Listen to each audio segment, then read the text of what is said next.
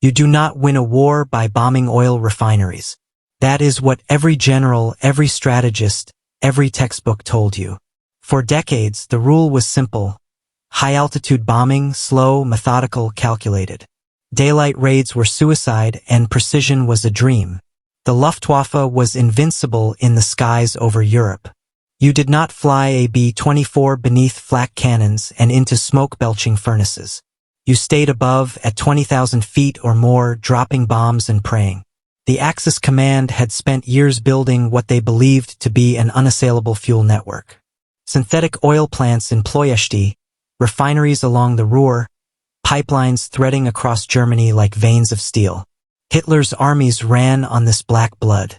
And so, the world assumed these facilities were untouchable, shielded by men, guns, and doctrine. But in 1944, one man and one group of B-24 Liberators changed everything. Lieutenant Colonel John Jack Seitz was 28 years old, a Midwestern boy from Iowa who grew up racing small planes against the wind. Calm under fire, precise in thought, and relentless in courage, he was already considered a risk-taker by his superiors. Jack, his men called him, the man who flies with fire in his eyes and ice in his veins. The war in Europe was at a turning point. July 1944. The Allies had broken out of Normandy, but Germany's armored divisions still roamed the forests of France, fueled by oil drawn from refineries that seemed impervious to air attack. The Allies had air superiority in theory, but in practice, every raid over the Reich carried catastrophic risk. Seitz's 98th Bomb Group was dismissed by some in the 8th Air Force as worthless, too reckless for precision work. They were tasked with what seemed like a suicide mission. Attack oil targets in southern Germany at low altitude, below the range of radar-guided flak predictors, relying on speed and audacity rather than sheer numbers or armor. This was not a routine bombing run.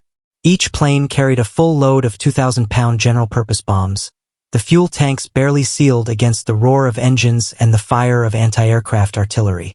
The flak was dense, the Luftwaffe unpredictable. Every sortie promised death or worse, capture, burning, or a fiery fall from the sky. Seitz briefed his crews with a quiet intensity. Maps spread across the table, every refinery marked with its defenses. 88mm guns, reinforced bunkers, searchlights that turned night into day. This is not a drill, he said. Precision or we die. Courage or we die. There is no plan B. The stakes were enormous. Hitler's armies could not move without fuel. Every tanker truck stopped, every refinery destroyed, choked the Wehrmacht's advance. If Seitz's plan succeeded, it would slow Germany's war machine, perhaps irreparably. If it failed, it would mark the 98th as nothing more than statistics in a bloody ledger. And so, at dawn on July 22, 1944, Seitz climbed into the cockpit of his B-24, the Flying Fox, engines roaring, crew strapped in, hearts hammering. The rules of war were about to be rewritten, and he was about to write them in fire. The sky is gray, a slate ceiling that presses down on you. Engines scream. You grip the yoke and feel every vibration through your hands, through your chest, through your teeth. Below, the black forest stretches like a dark ocean.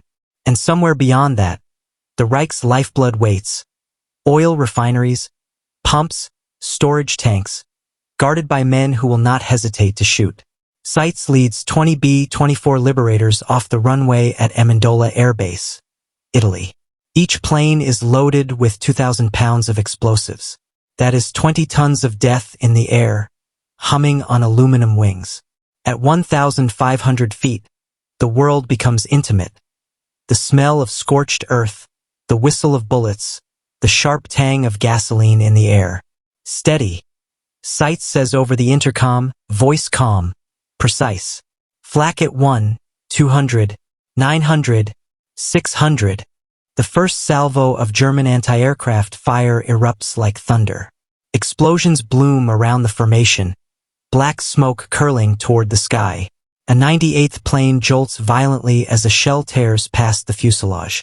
One of the bombardier's windows shatters, raining glass over his gloves.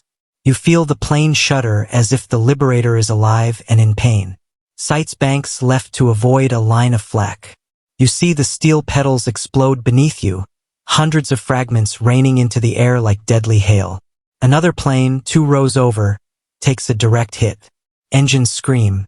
Flames lick the fuselage. The crew bails, parachutes snapping open like sudden white flags against the gray. 1,500 yards to the target. The refinery sprawls beneath you.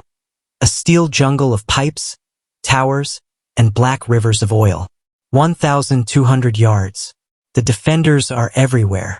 Searchlights pierce the sky, slicing through clouds. 900 yards. The bombardier releases the payload. Time seems to stretch. You hear the bombs roar, the distant, echoing explosions as the first impact hits. And then, flak again. This time closer. 600 yards. The plane shudders. One engine quits. Smoke fills the cockpit. The radio operator yells something you can barely hear over the roar. You realize, with a sinking certainty, that death is optional only for those who survive. Seitz pushes the Flying Fox into a shallow dive. The altimeter reads 400 feet. You are nearly skimming the treetops. 200 feet. The smell of burning oil and metal floods the cockpit. The bombardier reports hits on the tanks. Flames erupt in a monstrous geyser, black and orange, curling into the clouds. At that moment, it feels impossible. You do not believe survival is part of the plan. But somehow, Seitz pulls the formation out of the dive, engines screaming, flak exploding behind. One plane limps back to base, wounded but alive. 2 do not return. The Germans scramble fighters, Focke-Wulfs and Messerschmitts streaking like predators. Tracers slice the sky, sparks igniting near the wingtips. Seitz rolls the plane, weaving through fire, letting altitude and speed become armor. The gunners fire relentlessly. You hear bullets pinging against armor. One passes through the fuselage, narrowly missing the navigator. Heart racing, lungs burning, you understand that luck is as important as skill. If you find this kind of untold military history as fascinating as we do, we'd be honored if you'd hit that subscribe button. We believe these stories of courage and sacrifice deserve to be told. And by subscribing, you help us ensure they aren't forgotten. Seitz rallies the formation. Eyes forward. Keep tight, he commands. The second wave of bombs drops on refineries 2 miles away. More explosions. More fire. The Luftwaffe struggles to regroup, stunned by audacity and speed. You realize then that these worthless B-24s are not just surviving, they are rewriting the rules of aerial warfare. By the end of that first mission, the results are staggering. 39 enemy aircraft destroyed or damaged on the ground. Fuel storage tanks obliterated. Fires so intense they could be seen for miles. And yet, the cost is real. 3 B-24s lost, 22 men dead or captured, dozens wounded. Seitz does not celebrate. He debriefs his men with a quiet intensity, marking every mistake, every near-death moment. The aircrew knows this is only the beginning. They will return again and again because Germany cannot fight if its heart, the oil, fails. The next morning, Seitz wakes to the smell of engine oil and stale coffee. You can taste the metal tang in the air, the memory of fire in your lungs. The first raid is over, but the mission is far from complete. Hitler's refineries are damaged, but not destroyed. They still pump black blood into armored divisions. And the Allies need every last drop of courage the 98th can summon. July 24, 1944. Target: the Leuna synthetic oil complex near Merseburg. 24 B-24s. Payload: 2,000 pounds each, timed for maximum destruction. Altitude: 500 feet. You feel the terror in your bones before the engines even roar. This is flying closer to death than you ever thought possible. The formation dives into the sky. Flak bursts in rhythmic cadence, black smoke curling up like serpents. 1,500 yards. The gunners report hits. Another shell rips through the port wing. The plane shudders. 1,200 yards. The bombardier releases bombs. 900 yards. You see the first tanks erupt into flame. Oil fires climb 50 feet into the sky, black smoke blotting the sun. Suddenly, a Messerschmitt swoops from the clouds. You hear the snap of cannon fire. Tracers streak past your faceplate. The rear gunner fires, rounds striking the fighter, sparks flashing against its fuselage. Pulls up and breaks off. But disaster strikes another plane. Engine flames, crew scrambling, radio crackling. You realize failure is contagious in the sky. And yet, Seitz holds formation, eyes forward, wings aligned. 600 yards, 200 feet. The smell of burning oil overwhelms you. You taste grit in your mouth. Seitz barks orders. Evasive left. Steady drop. You realize this is not just skill. It is instinct sharpened to the point of survival. The bombs hit. Fires spread. Explosions tear through storage tanks. The refinery groans under impact. But flak continues to rain. A 98th plane spirals down. Fuselage crumpled. Smoke trailing like a banner of sacrifice. You feel the crew's fear as if it were your own. You feel every heartbeat, every scream, every loss. Over the next weeks, raids multiply. July 28th, Böhlen. August 2nd, Dollbergen. August 8th, Pölitz. Each raid more daring than the last. Each time, the men fly lower, faster, closer to flak and fighters. You can see it in the eyes of the crew. The exhaustion, the tension, the grim determination. The impossible becomes routine. 1,500 feet. 200, 900. The countdowns are burned into muscle memory. Smoke, fire, oil. An ever-present cocktail that tastes like both victory and death. You realize you are part of something bigger than survival. Every bomb dropped, every tank destroyed, every refinery crippled moves the Allies closer to breaking Germany's war machine. And yet, each raid is a test of nerves. A storm of bullets passes through the fuselage of the lead B-24. One engine fails. You fight the yoke, struggling against wind shear, smoke, and fire. Another plane is hit. Flames lick along the fuselage. The navigator screams coordinates as if the world depends on them. And in truth, it does. You begin to notice a pattern. The Germans adapt. New flak positions. Faster fighters. Radio warnings. Each raid is riskier than the last. And still Seitz pushes his men. No hesitation, he says. The fuel dies, Germany dies. You fly over Leuna again. Fires from previous raids still burn. The smell of charred oil is acrid in your nostrils. 1,500 yards. 1,200. 900. 600. 300. The bombardier releases the load. Explosion. Fire. Smoke. Chaos. You feel the shockwave through the cockpit. It rattles teeth and bones. You see the enemy scrambling. Men diving for cover. Trucks overturned, storage tanks ruptured. And yet, survival is never guaranteed. On one raid, two B-24s collide in the sky, wings snapping, fuselages crumpling. You hear the screams over the radio. One plane falls tail first into the trees. Only 5 men survive. And still, you fly on.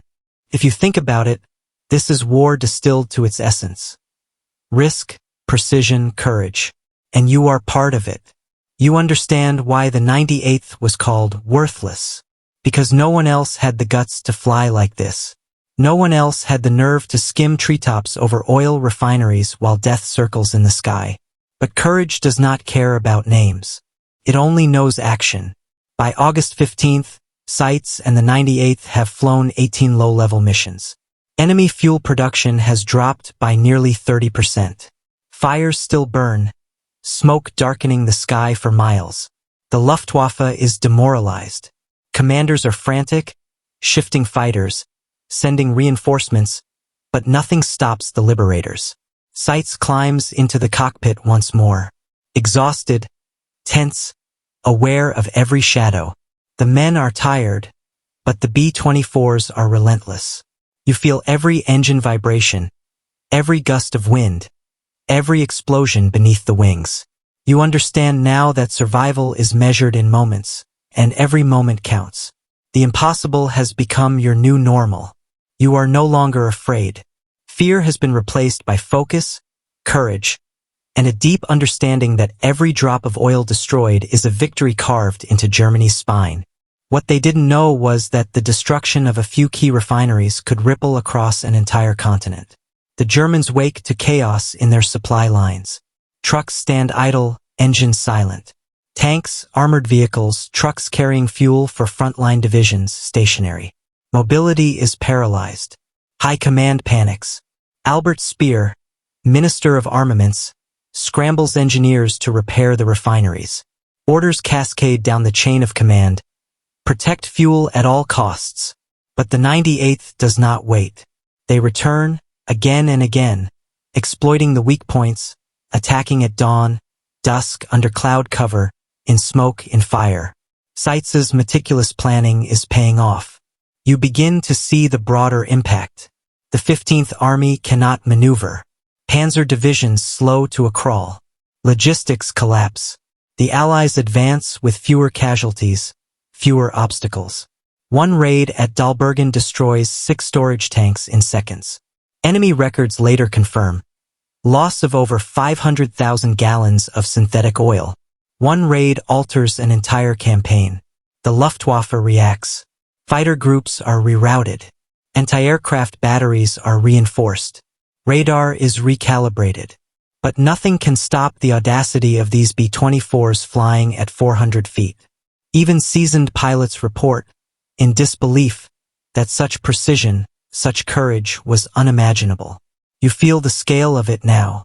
One group, one man leading them, has forced the Reich to fight on crippled fuel. The Allies call it the oil campaign. But the men of the 98th know it by smell, by sight, by sound. The tang of burning oil, the crackle of explosions, the roar of engines that refuse to quit. By September 1944, intelligence reports show that the raids have destroyed more than 40% of Germany's fuel output in the critical southern refineries. The ripple effect reaches the Eastern Front. Supply shortages delay reinforcements, freeze panzer movements, and tip battles in favor of the advancing Soviets. Every mission is calculated, precise, and deadly. Seitz writes in his log, "We are not just flying bombs. We are flying a scalpel into the enemy's veins."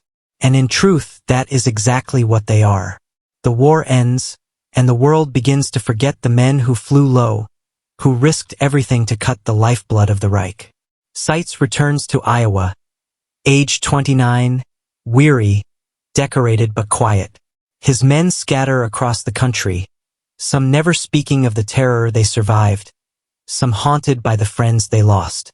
The 98th Bomb Group's contributions are buried beneath tales of bomber formations, D-Day, and the Battle of the Bulge. Few know that without those low-level raids, fuel shortages might not have slowed Germany's war machine so decisively. To this day, the Flying Fox is remembered in air bases and museums, but the human stories, the pilots, the bombardiers, the gunners, risk fading. Seitz dies in 1989, the last surviving members meeting occasionally at reunions, telling the stories in quiet voices, as if afraid the world might not understand. If the story moved you, please hit that like button. Every click tells the algorithm this piece of history is worth remembering. We're dedicated to rescuing these forgotten stories from the archives. If you want to join us on this mission, subscribe and turn on notifications. Where are you watching from? Drop a comment with your city or state, and tell us if someone in your family served. Thank you for ensuring that Lieutenant Colonel John Jack Seitz and the 98 men of the 98th Bomb Group do not disappear into silence. They deserve to be remembered. You sit quietly and imagine the men who flew into fire every morning. 21-year-old bombardiers, 19-year-old gunners, pilots in their late 20s. They climb into aluminum birds weighing 20 tons, engines screaming, bombs locked in place, knowing any mistake could mean death. And yet they fly. Seitz's men return home, many without medals, most without recognition. Their neighbors ask, "What did you do in the war?" They shrug. Some say, I flew B-24s. And leave it at that. But you know better. You understand the courage it takes to fly low over a fortress, to see death explode around you, and still guide your crew back to safety. In interviews decades later, surviving gunners speak quietly. We weren't heroes. We were lucky. We just did our job. But luck only tells half the story. Skill, precision, and audacity tell the other half. You think about the towns saved, the soldiers fed, the tanks that never rolled because of their actions. Every drop of fuel destroyed shortened the war. Every refinery burned is a testament to audacity. The last surviving member of the 98th, Staff Sergeant Robert Bob Hayes, dies in 2012. At his funeral, veterans from across the country gather.